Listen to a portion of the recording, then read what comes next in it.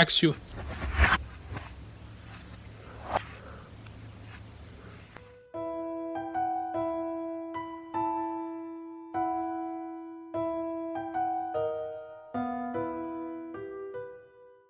Bonjour à tous, c'est le Geek à lunettes et bienvenue pour cette nouvelle vidéo de Trailer Reaction pour la bande d'annonce des Animaux Fantastiques de l'univers d'Harry Potter. Donc voici le livre dont le film est adapté, qui sera une trilogie pour un livre de 100 pages. En fait, c'est pas tout à fait ça, parce qu'en fait, le livre tel qu'il est présenté a été publié en 1927.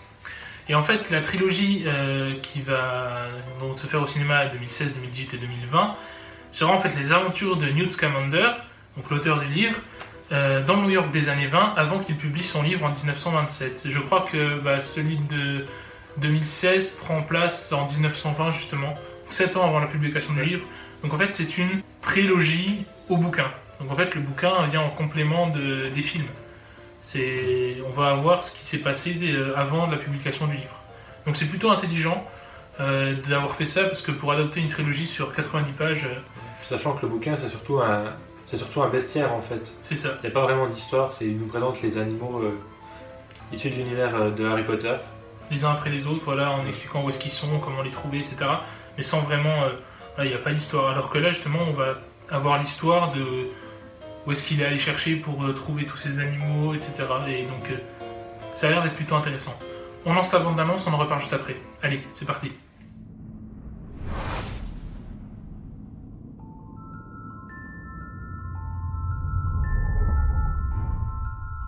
You're an interesting man, Mr. Scamander. Non! Certes, il est dit dans le livre que Newt Scamander est surnommé Norbert Dragono en France, mais le film se passe aux États-Unis. Aux États-Unis, il s'appelle Newt Scamander. Donc, la traduction française, que ce soit dans les sous-titres ou dans la VF, ne mettez pas de Monsieur Dragono. Moi je te dis, c'est inadmissible, je cautionne pas ça, je quitte la salle. La Warner française, faites très attention à vous. Si j'ai une baguette, elle n'hésiterait pas à m'en servir. Donc, nous reprenons. Just like your suitcase, I think there's much more to you than meets the eye. Kicked out of Hogwarts for endangering human life with a beast. Yet one of your teachers argued strongly against your expulsion. I wonder, what makes Albus Dumbledore so fond of you, Mr. Scamander? First trip to America? Yes. Must get that fixed. Anything edible in there? No. Any livestock? No. Welcome to New York.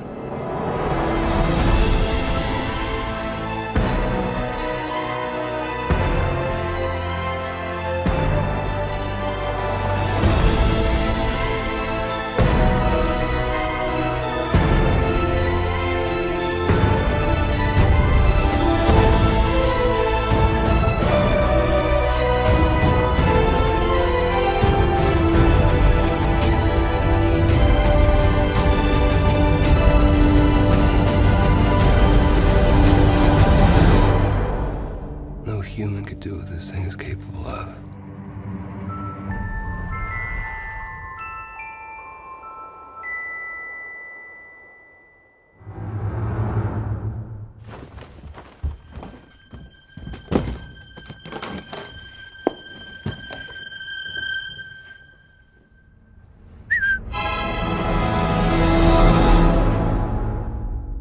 Donc scène d'ouverture de la bande-annonce, c'est le logo de la Warner qui apparaît en gros plan. Et c'est intéressant parce qu'on a l'impression que le logo il transplane en fait. Si vous vous rappelez les derniers épisodes de Harry Potter, on voit beaucoup de personnes transplanées et ça fait pareil. La musique commence, donc la musique, moi que j'aime beaucoup en tout cas. Je sais pas si ça vous plaît. Donc on voit la caméra qui arrive au-dessus d'un banc où on peut s'asseoir des deux côtés. Donc il y a un couple sur le bord droit de l'image et en haut à gauche on a Newt Scamander. Et on a une personne qui dit vous êtes un personnage intéressant, Monsieur Scamander. Ensuite on coupe et on arrive donc sur Newt dans un bateau qui voit New York arriver, donc comme les immigrés dans les années 1920 quoi. Il vient en tant qu'immigré de Grande-Bretagne. Sur le bateau on voit le paysage de New York, il a sa valise, on fait un gros plan sur sa valise, tout comme votre valise. Donc là, la voix qui continue, tout comme votre valise. Et on voit des petites griffes qui sortent de la valise comme ça. Et la voix qui dit les apparences sont trompeuses. Et hop, ça coupe. Scène suivante, on a Newt Scamander vu de haut.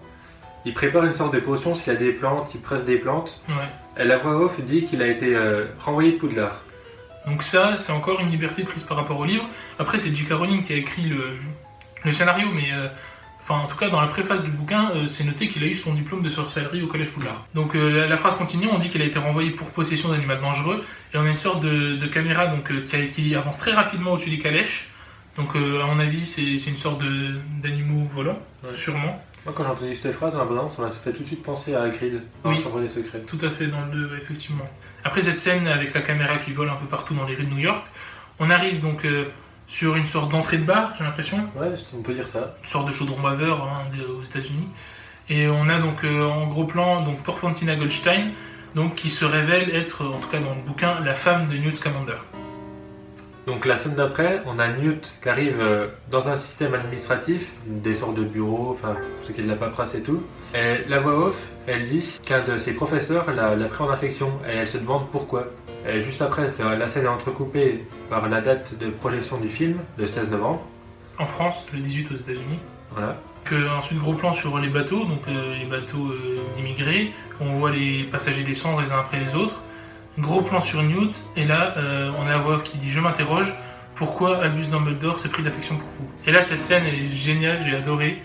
On voit Newt donc, avec sa valise et tout, puis il passe à la douane. Et le douanier lui demande « Est-ce que c'est votre premier séjour aux États-Unis ?»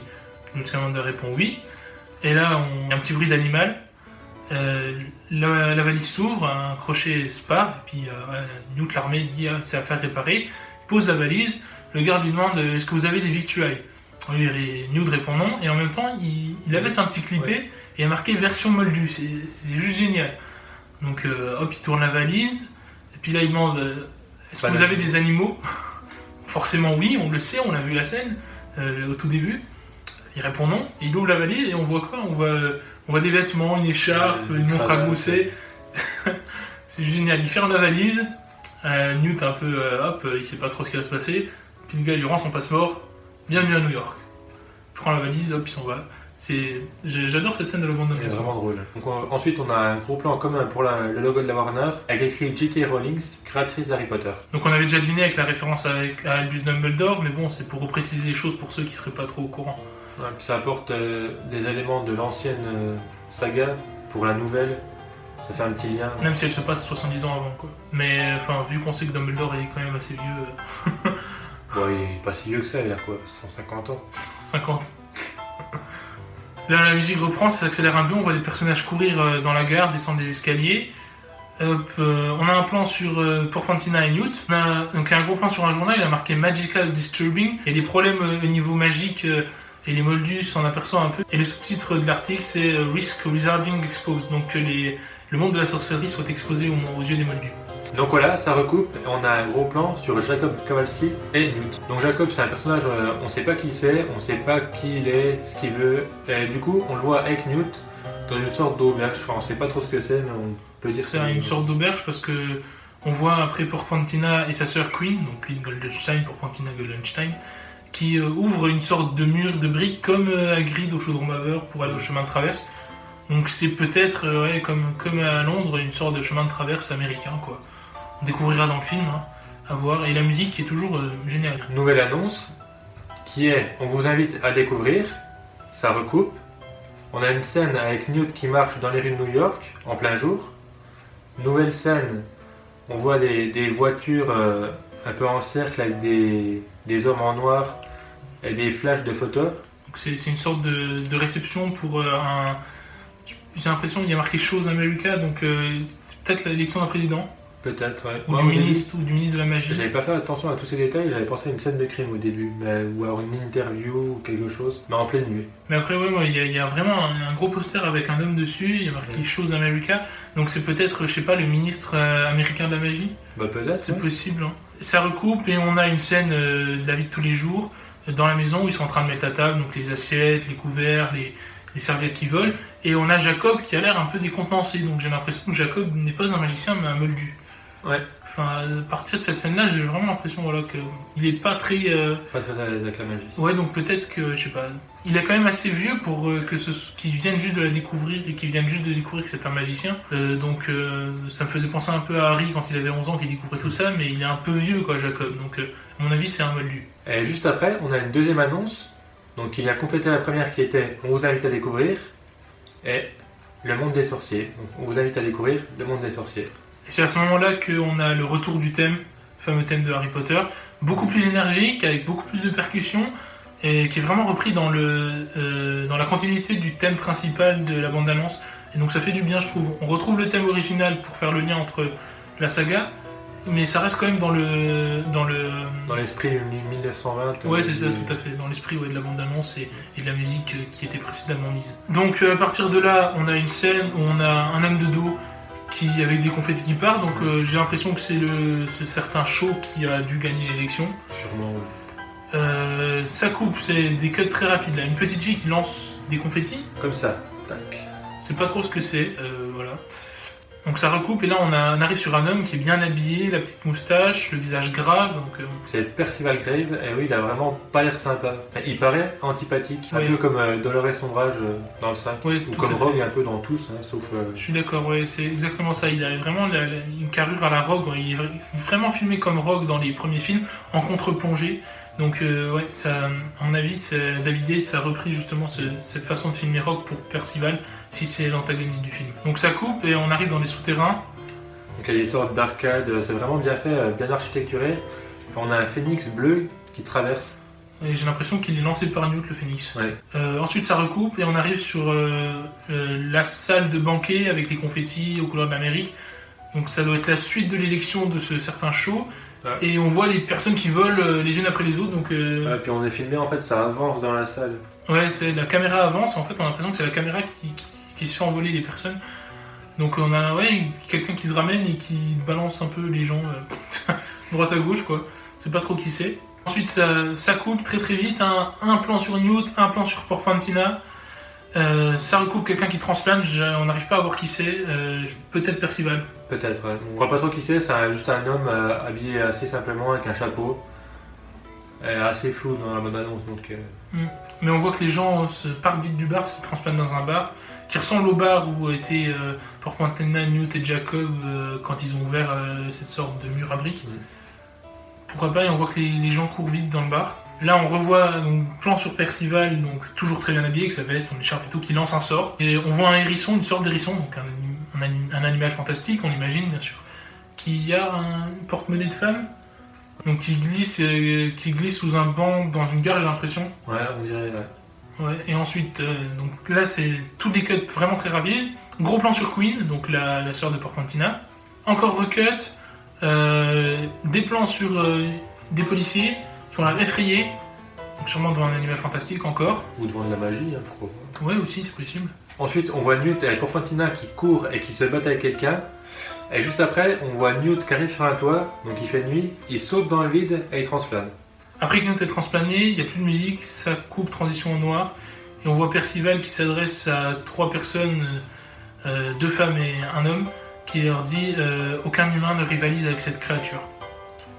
Donc si ça se trouve, je sais pas si vous vous rappelez la scène où c'est qu'on est dans la salle à manger, qu'il y a les gens qui volent un peu partout, peut-être que cette créature magique qui fait s'envoler tout le monde. Ouais, c'est possible. Donc à voir pour le film, de toute façon là c'est que la première bande-annonce, on a déjà eu un teaser, mais la première bande-annonce, peut-être plus d'éléments dans la deuxième, à savoir ça sort dans 6 mois quoi.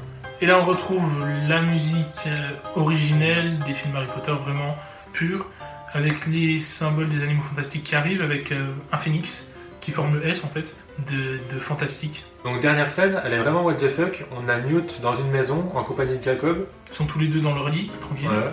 D'un coup, il y a Newt, il sort de son lit, il prend sa valise, il ouvre sa valise, il rentre dedans. Donc c'est sûrement un sort d'extension comme pour le sac d'Hermione dans Harry Potter 7, donc elle peut mettre tout ce qu'elle veut, elle met des tableaux, des meubles, machin. Et aussi comme pour la tante de la famille Weasley, donc, et de tout le monde d'ailleurs, pour la finale de la Coupe du Monde de Quidditch dans le 4e film. Tout à fait, ouais.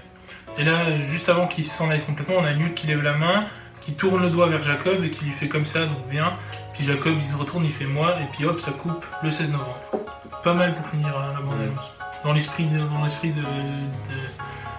Toujours un peu mystérieux. Ouais, voilà. Donc merci à tous d'avoir regardé cette vidéo. Si ça vous a plu, n'hésitez pas à mettre des pouces en l'air, à vous abonner, à laisser des commentaires sur les théories possibles par rapport à ce film juste en dessous. Les liens sont dans la description pour Facebook et Twitter. C'était le Geek à lunettes. Le geek sans lunettes. À la prochaine. Ciao.